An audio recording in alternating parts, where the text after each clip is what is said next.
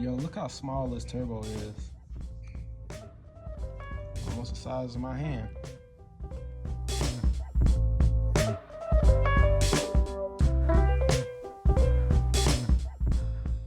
Welcome back to the shop.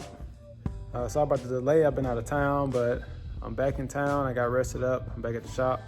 The turbo for the Yamaha R6 is here. I'm trying to hurry up and get it done before Texas 2K, but depending on like the parts I need and stuff like that, I may or may not make that deadline. But let me show y'all the turbo. This right here is the turbo. This is just a small, this is like one of the smallest turbos you can get. But this one right here, this is a mock-up turbo. I don't know if this is going to be the final thing because this turbo is actually an eBay turbo, and it's a GT15.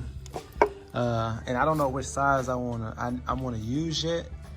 So I didn't want to order one that was too big or too small, and then it ended up not being right. And since these turbos are so cheap, I mean, it ain't really no big issue to go and grab a right size. So I started with the GT15, which is this one. I had thought about doing a GT20. I even thought about putting a GT28, but I know those may or may not be too big depending upon my goals. And then I'm limited on space, so I just figured I'll start with the smaller one, and depending on the clearances and space, then I can decide or whatever. And then once I figure out which turbo I'm going to get, then I'm going to go and just buy, you know, whatever brand I decide to get and go from there. But as of right now, that's just what this was. I think this turbo was like $100, $108. So, you know, for testing and figuring out stuff, you really can't beat that price. So I'm gonna definitely get my money's worth out of this thing. But let me just show y'all, take these caps off. You can see it's an AR42. This is the turbo, and this is my hand, to give you a perspective of how small this thing is. I think it's like a 34 millimeters what it comes out to be. And usually on smaller turbos, they go with internal wastegates, which is basically this right here. It's a spring in there. And I think it comes with a 13-pound spring. So basically once this spring reaches 13 pounds of pressure, it's gonna open up this little flap, and it's gonna bleed off some of the exhaust, and it's just gonna flow out the exhaust housing. And you know, that basically just keeps it from going over 13 pounds of boost, basically. For those of you who don't know how the turbo works. And this right here is the oil. This is where the oil drain line usually goes, or the feed line. Well, no, here we go. And then right there, that's right there is for the oil.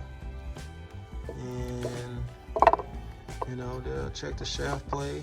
It got just a little bit of, tiny bit of play, which that's normal because once it starts spinning, you know, it kind of stabilizes. Now, if this was moving like really like a lot, then you would have some real serious shaft play issues, and that'll be an issue. But you can see right here it has GT15, so this is a very small turbo. To give better perspective, I'm gonna get my turbo from my Cobra and put it next to it.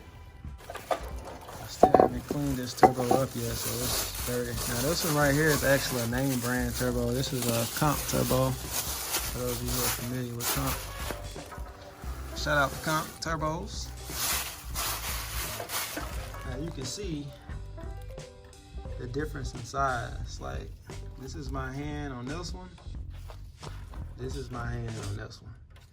So what I want to do today is I want to do some more measurements and mocking up so I can decide, you know, which piping and stuff I should get, you know, for this to fit.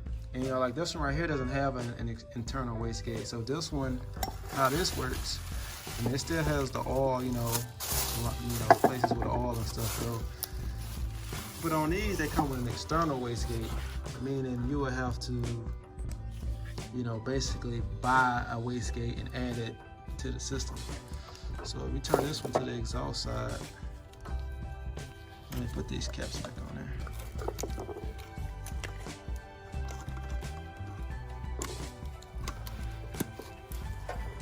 So like on this one, as I mentioned, like this one bleeds off. It already has a wastegate built within it.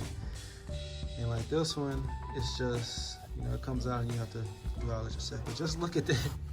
Look at the exhaust turbine and opening on this one, and look at this. That's like massive difference. Like I can almost put this turbo inside of this exhaust housing. That's nuts. All right, so what I'm gonna do is I got my little foam. This is like my mock-up thing. And the inside of here is like roughly the same size of, let me turn this around. It's roughly the same size of the intake side, the cold side. So I'm just gonna test it next to that and make sure it fits, and then if it fits good, then I know that this is the size piping that I'm gonna need. So let's do that. All right, so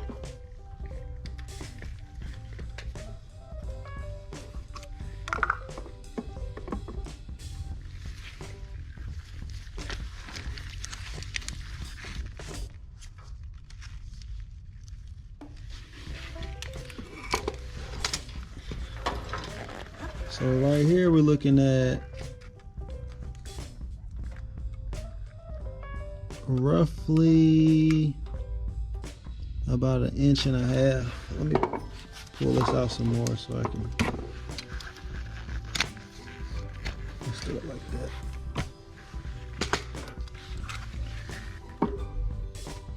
So we're gonna put the 2 right there. So that's 2. So yeah, we're looking at actually it's a little less than 1.5 inches. It's like in between 1.5 inches and 1.25 inches. So that's the amount, that's how big the opening is on there. But the actual, let's get to the diameter. It's really the outside that needs to be measured. So if we got the 2 right there, we're looking at, now that's closer to like 1.75 is what it looks like. And I think the measurements and stuff is on the actual description on this, but I just wanted to double check that myself. So we're looking at about 1.75 inches across from like the casting across, and the actual inside diameter is about roughly a little bit over 1 1/4. So when we take that, now we can take the inside of this and do the same thing basically. So the inside of here, which is going to be roughly off since this is not sealed, it can open up a little bit, so it's not going to be true measurement, but we can still kind of get an idea.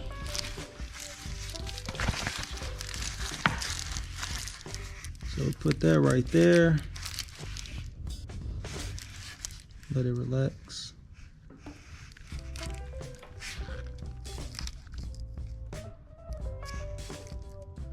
We're looking at roughly 1.5 inches and 1.5 inches actually.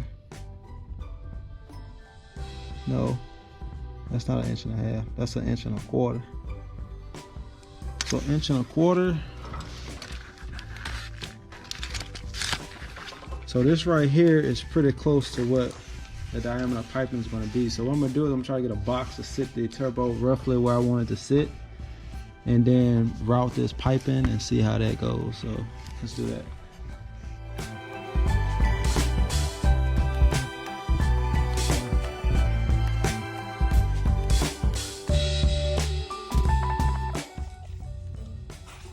So I took one of the fans off. I believe this one is the high one. On the R6s, you have a low fan and you have a high fan. And I'm gonna keep the high fan on and take the low one off. This one right here, physically, just without measuring anything, this one looks bigger. So this may be the high fan, but this is on the side where I wanna route the cold side piping. So if anything, if this is the high fan, what I'm going to do is probably just extend the wires. Or honestly, wires may be Yeah, I might not even have to do that. I may just be able to just put this one there and then plug it up and then keep it moving like that. But if not, I'll just extend this wire so that it comes back on this side where it originally was.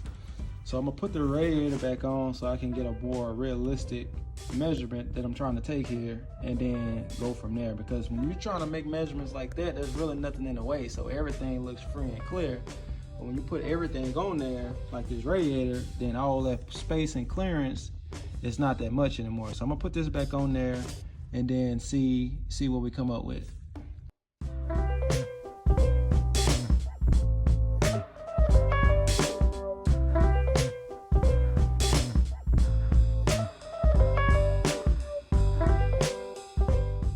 I'm going to put the turbo in the position that I want it to be. So it's most likely going to sit somewhere like this for the most part. Or I might have to kind of angle it a little bit, but so we're just going to pretend that this right here is the piping. So as you can see right now, it's having to go back for me to even put this down here. Now granted, this right here is a little bit bigger than what the actual pipe is going to be, but you know, you get the idea. So, oh, and another thing, I removed the you know, the fan from right here, just to clarify. There's normally a fan that sits right here. So we put that down in there, curve it up top, and then I'm probably going to have to make like a little 90-degree elbow or whatever angle it's going to end up in. So if we run it like that with that radiator being out the way. Now this turbo may be up higher than what I am. This is just a box that I have that, you know, this is just what I found just at the top. But it could be end up eventually being up a little higher, or it may, hold on, somebody's calling me. All right, so yeah, so this right here can end up being up higher or lower. It just really depends. I don't know yet. But as of right now, with the radiator pushed out at least about, that's probably a solid inch from the original bracket. And as you can see, with the radiator up a little bit, there's room. Now, however, I am gonna lower this bike. So I don't know if that's, I'm gonna have to keep that in mind as far as the clearance between, you know, the bike's fender and the radiator, because I don't want to have it to where if, you know, if I hit a bump, then I'm just busting radiators left and right. So as of right now, with the radiator up a little bit, let's just say that's right there where it ended up being. At least right there, I can bring the radiator back a little bit, and then I can probably have it like that. So let me move the camera. So as of right there, you can see there's plenty of clearance here. And then have the piping come right here into the air box, and then boom, it should be good to go. If I have room, I may try to put an intercooler in here. It just may be just a small intercooler. It's obviously it's gonna have to be small, but if I get a chance, I'm gonna see if there's how much room I can actually deal with in here, because I'm thinking right here where these at, I think this is ultimately what's going to get in the way. And I don't want to cut anything, because if it comes to a point where somebody else may want me to replicate a kit for them or something, or if I just, you know, I may make a kit out of this, who knows, then I want to keep everything as OEM as possible, so that way if somebody did want to get it, they don't have to go about trying to cut up their frame and do all this other crap. But in my case, depending on what I try to do, you know, that's different. But as far as like if somebody else, I wouldn't want them to have to go through that type of stuff. So as you can see right now,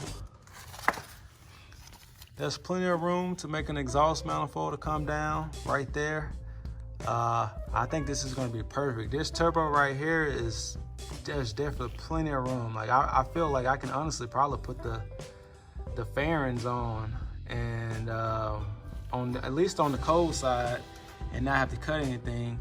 On the right side, I'm just gonna get it to, let me show you. So as you can see on this side, obviously I'm gonna have to have a flange that goes here, and then the exhaust is gonna come out that way.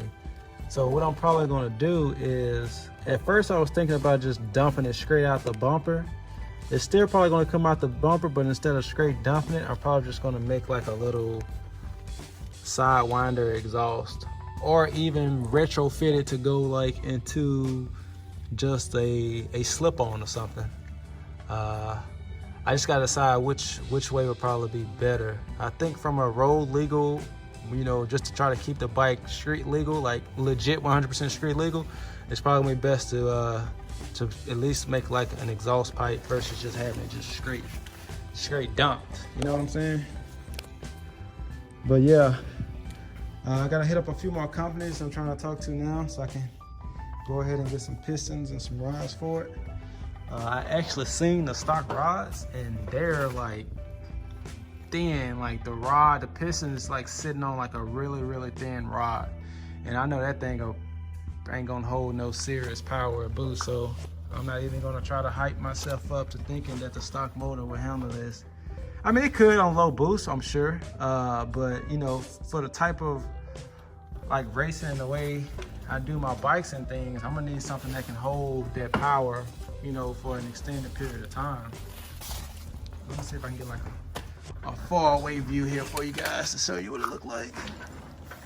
So you can see it's just sitting right there chilling. So I think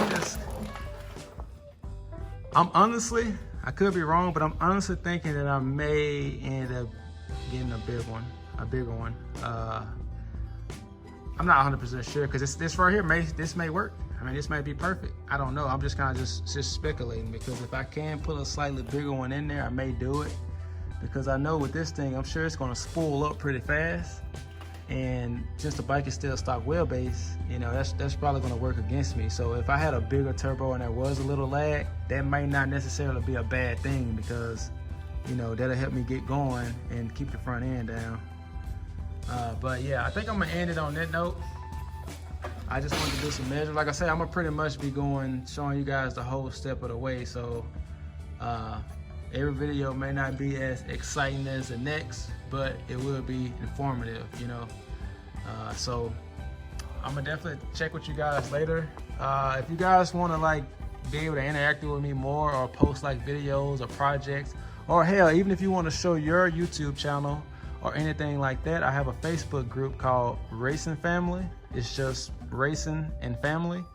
And you can come in there and share your post or anything that you may want to, you know, share with some other fellow bikers. And that group is like, it's not really, I'm based in the USA, but you know, if anybody from any other countries want to get in there, it's cool. It is English speaking group, so if you don't speak English, it probably won't be informative to you, but if you do, then hey, send in a request, come get in there and meet some new people.